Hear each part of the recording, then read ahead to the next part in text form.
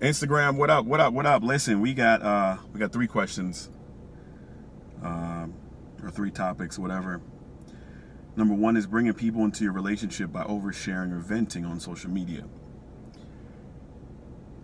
I am not the only person that's observant. I am not the only person who has friends. I'm not the only person who has acquaintances. And y'all have seen when somebody go to putting up 5 emotional ass memes or just a picture that's nothing but words, you're thinking, where did this come from? You going through something. This is not a coincidence. That is the same effect that you might be giving off when you decide to do your little venting on social media. And that same frown that you made of, oh no, baby, what is you doing?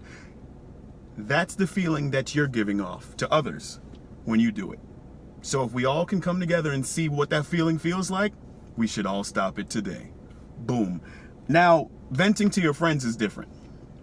But I would advise you to have the friend that gives you the real deal. Have the friend who says, okay, now what did you do wrong? Because you told me the story all about him, but what did you do wrong? So you're going to tell me you did nothing wrong in this story.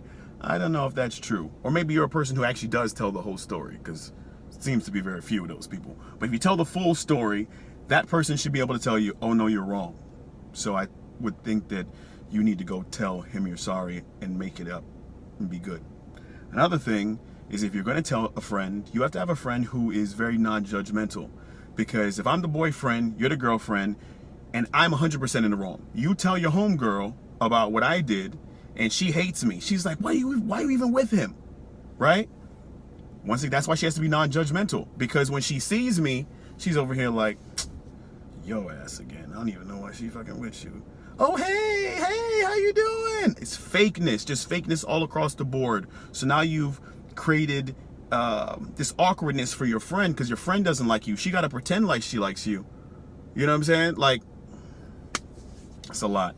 So I would just advise to just be quiet or talk to someone who is mature enough to give you real feedback. Number 2, why do women accept the bare minimum from a man when it should be a standard in a relationship? I'm going to compare this to the gym. And you're like, what? You can't compare your first day to someone else's first day. If I've been working out since 2003, 2004, and you've been working out just as of last week, don't compare your results to mine. So what does that mean in terms of relationships? The amount of experience that I have with relationships, dating, overall sense of self could be totally different than someone else. So the person who thinks that they're in a happy relationship could very well be in the most bullshit relationship ever, but it's better than maybe what they were used to, because we all progress. Your relationship now is not going to be as good as the next relationship that you get in. There's no way that you should be having a relationship that is here, and then y'all break up, there's the heartbreak and all that shit, yada, yada, yada, and then you have a relationship that's worse than that? No.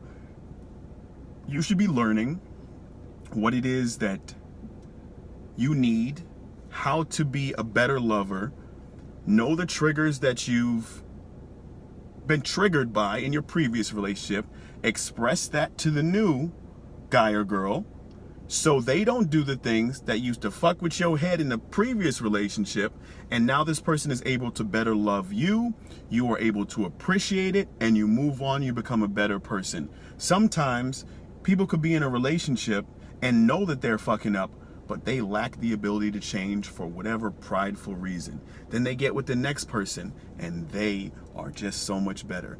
And I know you've heard this before, that sometimes the person that you're with is just to help you be better for the next person. I'm not even gonna go there. I'm not touching that shit. Number 3, how do you know when you've healed from a broken heart and you're ready to begin again?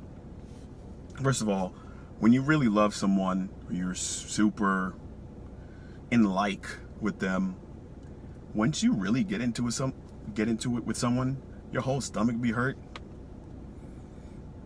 You can't eat, just messed up. Day just ruined.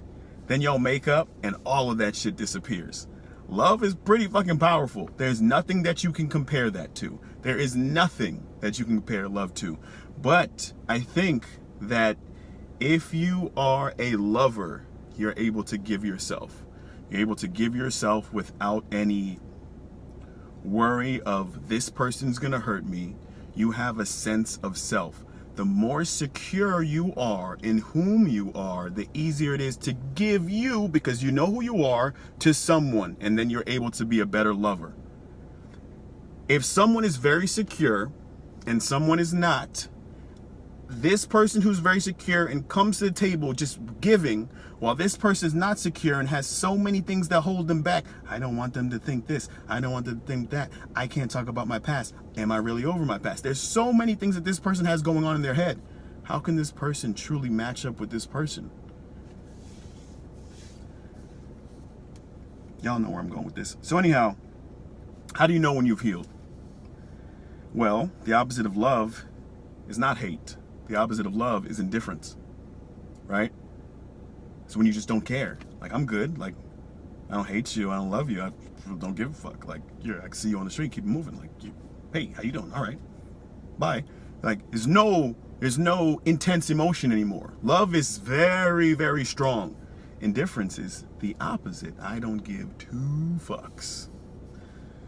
So once you've got to that level that you don't care, you wish them well, and that is the end, that's when you've definitely moved on. So you want more specifics? Here they go. When you stop fucking checking their Instagram, when somebody could talk to you about them and you don't have anything negative to say, when you might have seen them and you didn't get the feeling, you saw them, looked at them, dead in the face like a stranger, kept it moving. That's when you know you're over them.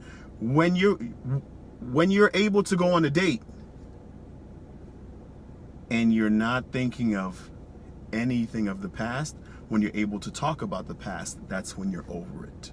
Okay? If you are one of those people that you're just like, you're on a date, conversation comes up, well, what happened in your past relationship? No, I don't want to talk about it. Blah, blah, blah, blah, blah.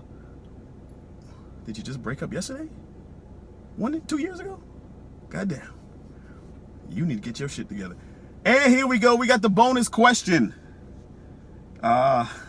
Is there such thing as too much sex in a committed relationship? Now, everybody was sending me messages. They were like, of course the answer is no. And I would say the answer is no as well. But there's different ways we could look at this. What if this committed relationship, that's all that the relationship is? Just sex. Right? Maybe that's all it is. We just smoking and fucking. Oh, that's not really a relationship. At least that's not what I'm going to consider a relationship. So maybe one person evolves past that. Yeah, that's kind of all we do is you smoke and fuck. Like, yeah, I just feel like I'm just being used. I want more. Then there's a problem. See, when two people don't have that same viewpoint, that's when problems exist. When two people are on the same page, hell yeah, we just smoking and fucking. We're having a great time. Someone evolves and they say, yeah, we don't really talk about anything. I wanted to tell you about this book. I don't give a goddamn about this book. Bitch, get naked. Whoa, what? Whoa, wait a second. Like, that's my only like rebuttal for this question. In any positive relationship, a whole lot of sex is great, right? But if it somehow is the only thing that is positive in the relationship, then there's a problem. So having said that, we are approaching 10 minutes. If you made it to the end, I appreciate you. So leave a comment below. And yeah, see you later.